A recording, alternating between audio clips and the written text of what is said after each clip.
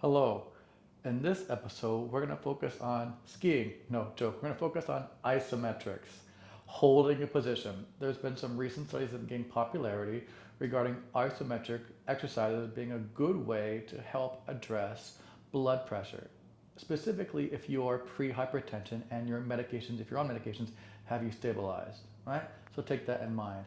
The studies they did had a wall sit, which is not really great for the general population to get into because it's precarious and can be potentially dangerous. But one way you can get into that squatting-like motion is to hold on to either two poles or a wall facing the wall or a solid piece of furniture that's not going to move so you can have some assistance there. It's also going to engage your upper quadrant a bit more than just a wall sit would without weights or any other assistance to your hands. So we're going to start parallel hip distance, right? We're going to go on 2 minutes for squatting. Yes, 2 minutes for holding a squat, then off for 2 minutes. And feel free to hit pause if you need to and then rejoin us as we go along. We're going to do 4 sets. On, off is 1 set, right? So I'm going to hit my start button on my clock. And yes, Face ID would be great if that would work for me. Of course it doesn't. That's always the case. We're going to hit 2 minutes and here we go. Legs parallel, hip distance, holding on to that squat position. Now this is really great to get you familiar with this, what this position feels like, because we need strength through this range of motion. This is one way to address it, right? You can think of pushing the poles down strongly to help you lift your chest up. Without the poles or wall or piece of furniture, whatever else you got going on, it could be potentially a lot of energy required for your back to maintain your torso in this incline position to resist gravity. So the poles really help decrease the pressure to your back, but also really engage your arms. So it's a bit of a win-win situation there. Feel free to come up if you need to, or you can go a little lower if you'd like to, but try and stay in the same position the whole time. And no, I have no idea how much time has elapsed because my phone has gone dark. So I can't really help you in terms of counting down. But things to think about here would be to keep your whole foot planted on the floor for each leg. Make sure you're not forward on your toes or reverse on your heels only. You want to have your heel down the whole time and your toes relaxed on the floor. Make sure your knees are tracking forward. Knees do not go together or they don't go apart either. They go generally forward. Now, your toes may not be facing forward directly, but I want your knees to be like kind of on train tracks. They are going forward generally, specifically, right? Now, try not to let your eyes look forward directly. Try to bring your chin to your chest a bit and look down. The goal of a squat is to keep your spine in its sort of middle ground where it's strongest, right? It's strongest we have a natural arch to your lower back and neck, not an excessive arch to your neck and lower back, right? Think of lifting your heart and reaching out to the crown of your head, and that was 2 minutes. So now we have a 2-minute break. And feel free to do whatever you want to do. Take a walk around the room. That's always a nice thing. I'm just going to do some gentle stretching here. You can use one pole here. Reach one hand back to the same side ankle foot. This is a great way to practice balance. Now, the study they reference recommended rest, but the parameters of that rest were not completely clear to me, whether it was just walking around or what activities entailed in that rest were. I am unsure. But regardless, that was a lot of thigh work that we just did, as you can probably feel. So giving a stretch to your thighs, I think, would be a nice recommendation. Right? We're going to switch the side. Easy. And again, if you don't have these poles, feel free to use a wall here to gain balance and support. By the way, practicing balance is one of the best things you can do for your long-term health and well-being, not only because it's underserved in our culture, but also because you need it. Balance is one of the things that decrease with age over time, regardless of population. So really focusing on a nice, robust balance practice really will serve you in the long haul. And it's just fun and feels nice to get strong in these ways that you can feel transfer directly to your daily life. We're going to switch again here. Let me see. We have 30 seconds. All right. Let's just do 50 seconds on this. Let's do 12 seconds on this one leg because I have another pull to grab onto. Gentle, easy, breathe nice and tall. Try not to round forward here. Great. And let's switch to the other side. Easy. See, so that 2 minutes wasn't that bad, right? Wasn't that awful. Didn't feel that aggressive because you have the poles to help you maintain that squat stance. Another thing, we're really just going to get your poles ready. Another thing about the wall squat is you don't find this motion of leaning back and bending your knees in life. Here we go. Time to set yourself set up, nice and square with the hips, legs parallel hip distance. Find that squat. Take your time. Easy. If it's just too easy for you, feel free to not use your poles. You can just have your arms across your chest or thighs or arms out to the side. I'm going to do this version for this. You do what works for you. You can also just do one pole and switch arms as you go along. That position of a wall squat, sure, you can feel your body there, and sure, feeling things is a good thing to experience about, oh, I feel things work, but I can breathe and go through it as long as my joints aren't in pain. But you don't find that position in life in terms of that, like you're sitting and working. That's not a position that you use in life. You do use a squat position, which is this, which is different from the traditional wall sit. You don't find the length tension of your soft tissue fibers that are utilized in that exercise in your daily life. Right? So it's an unusual position to practice because you don't really use it in your waking life. Sure. Does it burn? Sure. Does it feel like you're doing something? Sure. But what is it that you're doing besides burning? I think is the good question to ask. Beyond an isometric contraction of your body, does it serve you in the rest of your waking life? Right? So for that reason, and also for other reasons we'll talk about, I think practicing a squat is much more advantageous for the general population.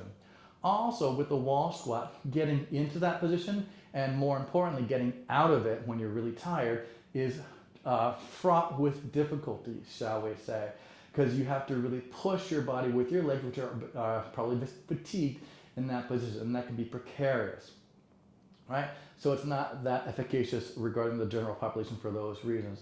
Unlike, again, a squat position, what we're doing here, which is what most people need in their walking life to have strength in this sort of pre-sitting position.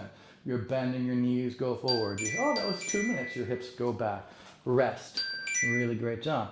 And we're just going to stretch our thigh again. You really find that squatting position throughout your life. And you'll find it on one leg as well. So when you're going upstairs, that's a squat position on one leg. Your body is never really behind your hip so far like it is in that squatting position where your knee is way far forward and the hip and torso are perpendicular to the floor way behind the knee. You just don't see that in your walking daily normal life. In sports, I'm sure you might find that in different ways, but that's not what most people are doing in life. Most people are not athletic.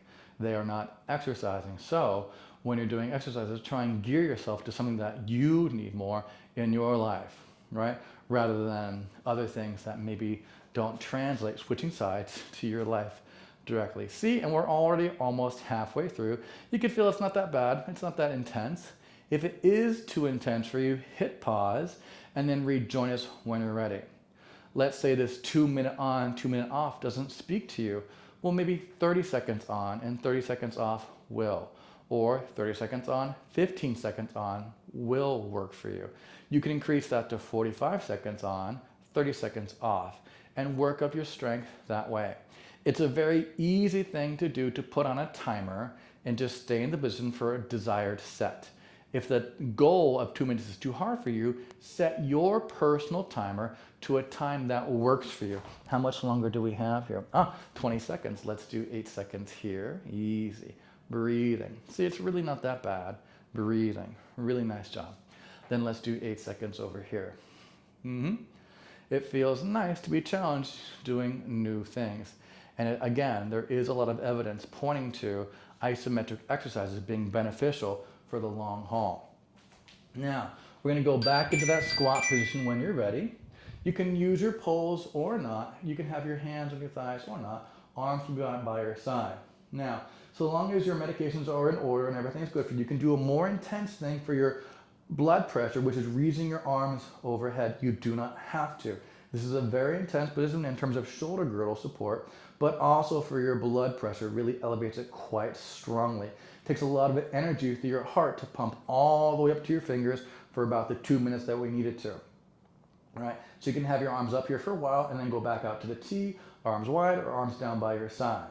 Again, keeping the whole foot on the floor, make sure your eyes aren't going forward. You're looking down a bit, keep bending your knees.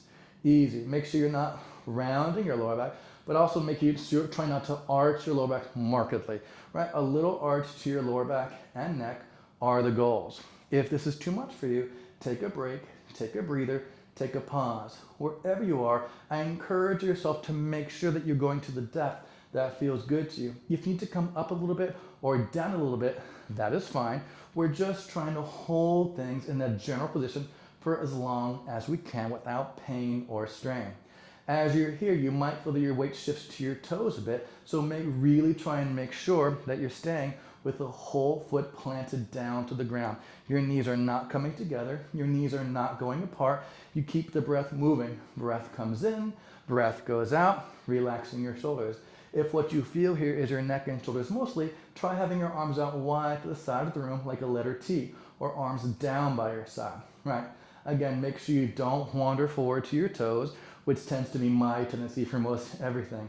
I really have a hard time keeping my weight back to my heels.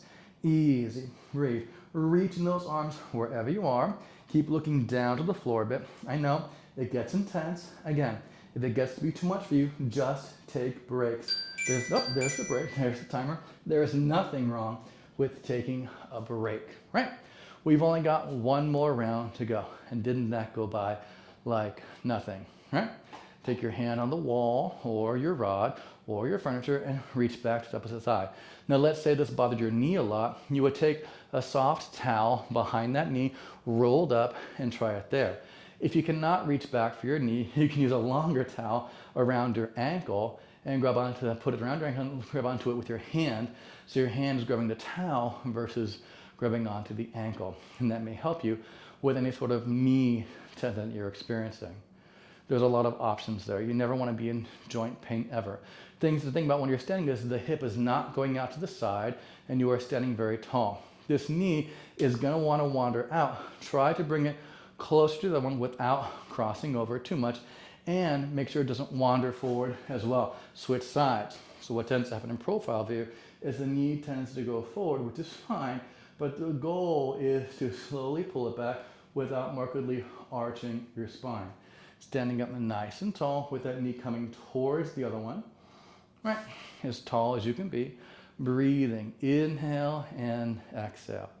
And you can feel how doing this elevates your heart rate, and that's never a bad thing, so long as it's within prescribed parameters. How much time do we have? 30 seconds. Let's do 12 on one side, 12 on the other, right? Elevating your heart rate is a good feeling, so long as it's in a comfortable zone for you. So if it's too much for you, maybe you need a little bit longer break, or maybe 3 sets is where you're at right now, right? There's nothing wrong with that. There's nothing wrong with taking shorter sets that work better for your personal needs, right? Nothing wrong with that at all. Paying attention to what you need in your exercise practice is the most important thing versus just having goals and achieving goals at all costs. We have our last round, right? So pick the variation that works best for you. You can be in a squat with your poles, one pole, then switch sides, arms down, no poles, arms out to the side, or arms up. And again, this is just a squat position here.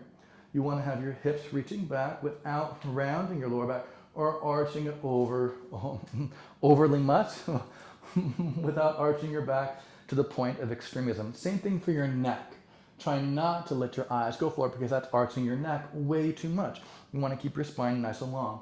But you don't want to let your upper back round either. All of these things really matter, right? That's why practicing the squat is a really great thing. Getting that spinal integrity down is just your ankle, knee, and hip that move, not your spine. And of course, if the arms are too much for you, take the arms out to the side like a bird or an airplane. If what you feel here is your neck, take your arms out to the side. And this is the more intense version, specifically for your blood pressure, so be aware of that. right? Having the arms reach makes your heart work a lot higher to pump the blood all the way up to the extremities of your fingertips. And that could be too aggressive for many people. And if that's you, just take your arms out to the side or arms down by your side, completely all the way down, and take a little break. Again, make sure you're not going forward to your toes or too far back to your heels. You want to be in the middle of your foot as much as you can. Try and have equal weight to your sides so your hips aren't shifting one way or the other. You're just going down that long, long ski slope for just a gentle 2-minute ride. Right? It's just 2 minutes. That's all it is. You're just leaning forward, skiing, feeling the wind in your hair, the sunshine on your eyes. It feels nice, right? And again, make sure you take breaks. If you need to take a break, there's nothing wrong with taking a break. This can be an extreme position with your arms reaching overhead in this squat for many people. And there's our alarm. We have one more round of just stretching. So there you go. That was our 2 minutes off, 2 minutes on. Now is our last 2 minutes off. And you can feel all the work that's involved with that squat position.